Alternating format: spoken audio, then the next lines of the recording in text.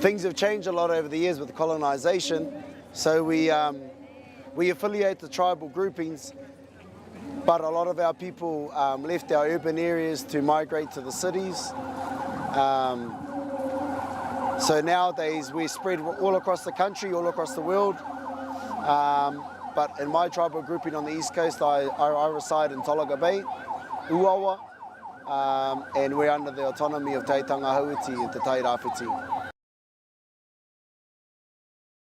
We've fought so long for the last 30 years to revitalise our reo, our language. We have preschool, which is called Kohanga Reo, for our, nurturing our babies up to 5 years old. Then in our school educational system, we move up to kura kaupapa, Maori, which is Maori medium, total immersion, moving into the wharekura. But also we've got our language being taught in our mainstream schools, right from preschool all the way up to high school, and then giving our people and other cultures an opportunity to learn our language and culture within tertiary education. We have many ceremonies. One of them is the pohiri, or the welcoming, when we welcome people onto our marae, our institutions, where we would, depending on the situation, on the magnitude, we will send out a warrior or a group of warriors to challenge them, to see if they come in peace or another for other means. Then our elderly women will send out the call of welcome, and it'll be responded. And then once they've come onto the marae, we will acknowledge our deceased, our loved ones that have passed before us. Then we will sit down, and our elders, our male elders, will stand up to welcome them, greet them to do with the occasion of why they've come onto the marae. And then they will share in food, and then become one people on the marae. In Maori we call them moko, tā moko. We have many different names for different types of moko. This is like a maure. Also got a puhoro on my leg and my back and my buttocks. Because we've been colonized in the 1980s, we had a big time of renaissance to revive our culture and to bring our culture alive.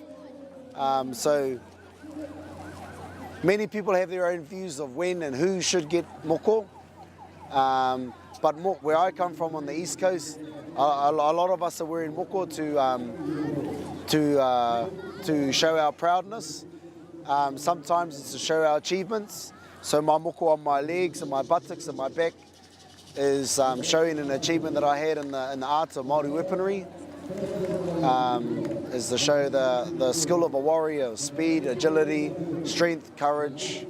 But a lot of my people back home, our women, they wear moko kauai on the chin. Some of my uncles have a full face moko.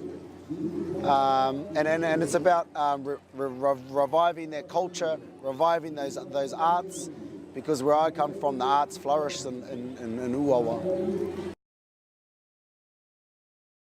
We have our chants for many different types of occasions.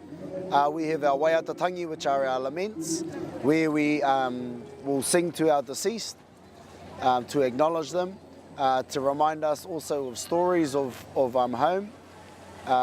We have the haka, which is quite famous around here. A lot of people like to see the haka, known as a traditional war dance. But nowadays we use our items to either push political kaupapa that are taking place back home, also to celebrate and challenge the government at times on issues that we don't agree with.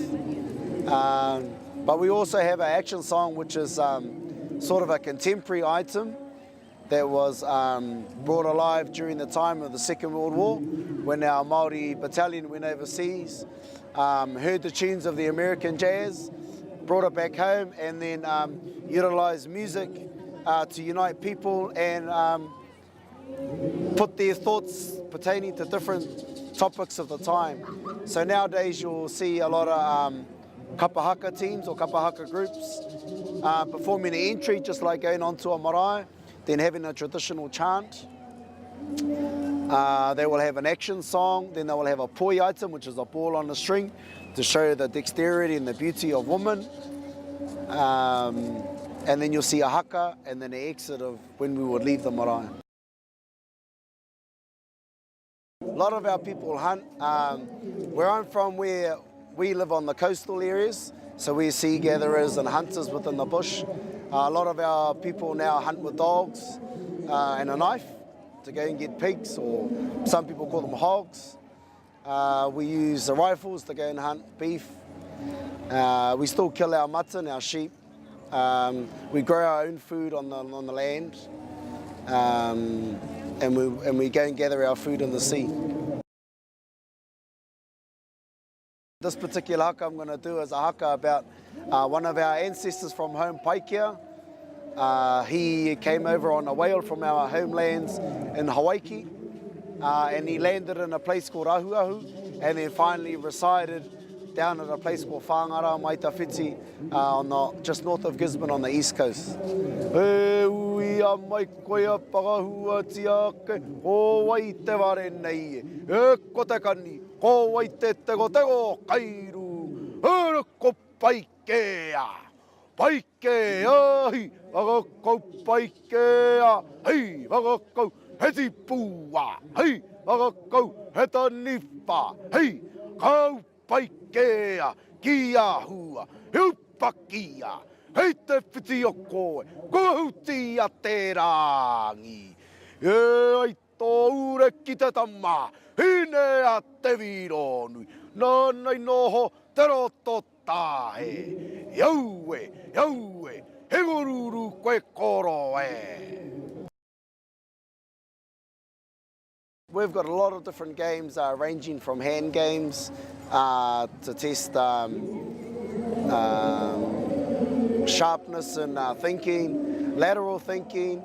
We've brought games that includes our own key or balls. We've got a lot of different games, from stick games to hand games, games with a ball, games with kites, and we've just really loved the opportunity to come here and just informally share with a lot of the people around here.